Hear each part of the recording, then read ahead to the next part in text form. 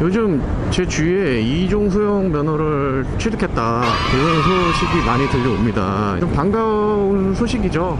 관심 있어 하시고 입문하시고 이렇게 하시는 분들이 점점 늘어날수록 또 문화가 좀 발전할 수 있는 가능성이 많아질 수 있으니까요. 근데 어제는 바이크 선택에 대해서 고민을 하시는 분이 한 분이 전화를 주셨어요. 근데 아무래도 이제 로드킹은 염두에 두고 계셨어요. 왜냐하면 이제 제 영상을 보시니까 막상 또 이제 구매를 하시려고 보면은 여러 가지 바이크들이 눈에 들어오잖아요. 가격대도 천차만별이고 이야기를 들어보니 속도 내는 거는 별로 관심이 없으시다. 그리고 천천히 다니면서 주변 경관도 좀 보고 이렇게 경치도 즐기고 그런 쪽에 관심이 있으신 것 같더라고요. 그러니까 뭐 결국 저랑 이제 비슷한 취향이신 건데 아메리칸 이런 크루저가 어울릴 것 같다 그렇게 조언을 드렸죠. 할리랑 인디안 그리고 BMW 요즘에 저 혼다에서 나온 레블이나 가와사키에서 나오는 그런 바이크들도 좋고 그런데 아무래도 이 할리를 많이 타시니까 할리가 제일 먼저 눈에 들어오시는 것 같아요. 그리고 또 제 영상을 보시니까 또 할리에 관심이 있으신 것 같고 자꾸 보다 보면 관심이 가잖아요. 궁금하기도 하고 결국 이제 이야기를 나누다 보니까 로드킹을 관심이 있으시 하는 것 같고 그리고 인디안 매장을 또 다녀오셨나 보더라고요. 그래서 그 치프라는 모델 저는 사실 그게 순행식 바이크라고 생각했는데 공랭식으로 나온 바이크더라고요. 그래서 그 바이크도 관심이 있으셔 하는 것 같고 근데 꽤 괜찮은 그런 구성을 갖고 있더라고요. 가격도 로드킹보다 저렴하고요. 로드킹 스탠다드는 지금 단종이 됐죠. 로드킹 스페셜만 구입이 가능하신데 이게 보면은 매력이 있는 것 같습니다. 가격적으로도 그렇고 성능적인 부분도 그렇고 디자인도 그렇고 근데 이제 아무래도 인디안도 좋은 바이크이긴 하지만 우리나라에서 할리를 더 많이 타시잖아요. 미국도 마찬가지고 그런 부분을 무시할 수는 없는 것 같아요. 요즘에는 여러 가지 바이크를 장르에 구애받지 않고 다 같이 이렇게 타시는 그런 경향도 좀 있는데 주로 이제 같은 기종을 타시는 분들끼리 모여서 타시는 분들이 많으니까 그런 브랜드도 생각을 안 할 수가 없죠. 요즘에 크루저 중에는 그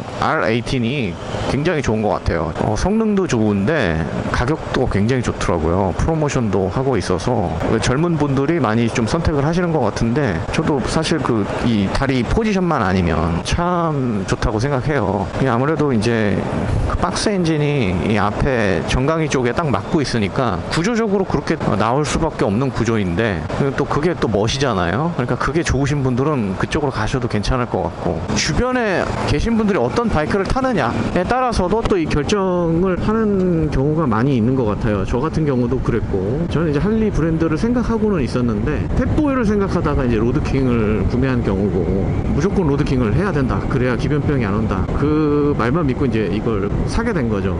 두루두루 여러 가지들을 충족하는 바이크인 것 같아요. 이 바이크가 본인이 봤을 때 가장 매력적으로 보이는 바이크를 선택하셔야 구매한 다음에도 후회가 없는 것 같고요. 크루저들은 사실 성능이 좋다고 해도 어쨌든 그 알차나 네이키드처럼 이렇게 고속으로 달리는 바이크들은 아니에요. 그래서 아마 더 그런 디자인적인 부분들이 중요하지 않은가 생각이 들고요.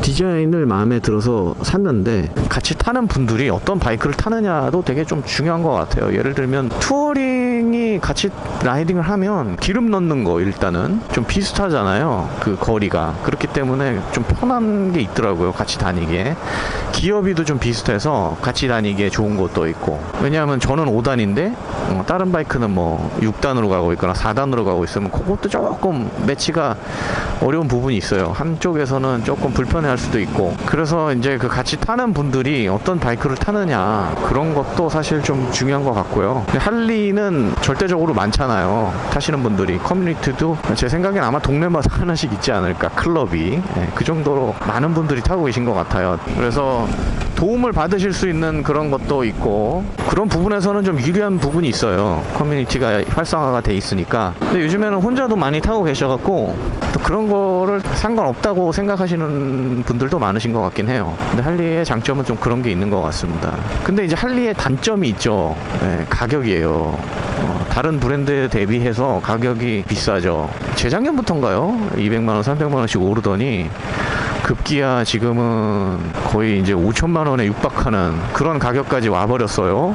뭐 미국도 지금 투어링의 경우는 세금 빼고 한 3만 불 정도 하는데 엄청나게 비싼데 우리나라도 가격이 많이 올랐죠. 사야 되겠다 이제 이렇게 마음 먹으시는 분들이 있으면 사실 가격은 크게 문제가 되지 않을 수도 있는데 쉬운 가격은 아니에요. 웬만한 우리나라의 대형차도 살 수 있는 금액이기 때문에 바이크를 사는데 그 정도 가격을 투자한다. 경제적으로 여력이 있으신 분들은 뭐 상관이 없겠지만 아마 일반적으로는 굉장히 부담스러운 가격이면은 사실이거든요. 그래서 그런 점을 미뤄보면 한 3, 4년 지난 거리수가 짧은 튜닝이 잘 되어 있는 바이크를 사시는 게 경제적으로도 그렇고 매우 이득이죠.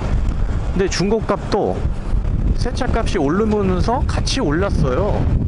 좀 주변에서 도움을 받을 수 있다면 한 3년에서 4년 정도 5년 이내의 모델을 좀 저렴하게 사시는 방법이 지금으로서는 할리를 구매하시는데 가장 경제적일 것 같고, 아 나는 새 차가 좋다, 그런 분들은 새 차를 구매하시면 되는데 참 가격이 많이 올라서 그 부분도 무시할 수가 없게 되었어요. 또 바이크만 사서 또 그냥 탈 수도 없잖아요. 이게 튜닝을 하다 보면 또 액세서리도 사야 되고 의류도 사야 되고 그러다 보면 몇백만 원 또 투자를 해야 되는 부분이기 때문에 그 부분도 사실 부담이 가죠. 대부분 하시는 말씀들이 그거죠. 어느 정도 타다 보면 투어링으로 귀변병이 오게 돼 있다. 그거는 맞는 것 같아요. 제가 주변을 봐도. 또 그런 질문도 하세요. 페어링 있는 게 낫냐 아니면 페어링이 없는 게 낫냐. 아 그건 지극히 개인적인 취향이기 때문에 제가 뭐라고 말씀드리긴 뭐하지만 재작년? 한 3년 전까지만 해도 약간 없는 게 유행 같았는데 로드 글라이드가 나오면서 바뀌었죠. 트렌드가. 올해는 약간 스트리트 글라이드가 조금 더 강세에 있는 것 같고요. 그리고 투어를 몇 번 다니다 보시면 페어링이 필요하다고 말씀하시는 분들이 꽤 많이 계세요. 기변을 하실 때도 그게 고려 대상이 되는 것 같고요. 편하니까 내비도 달려있고 그렇잖아요.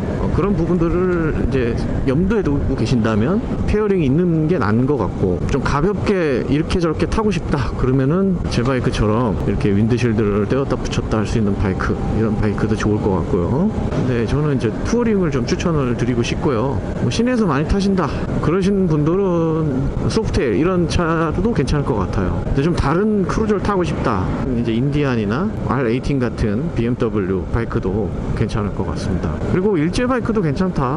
혼다 레블도 괜찮은 선택이 될 것 같고요. 근데 어쨌든 마지막에 선택은 본인이 하는 거예요. 사실 그게 제일 어려운 부분이죠.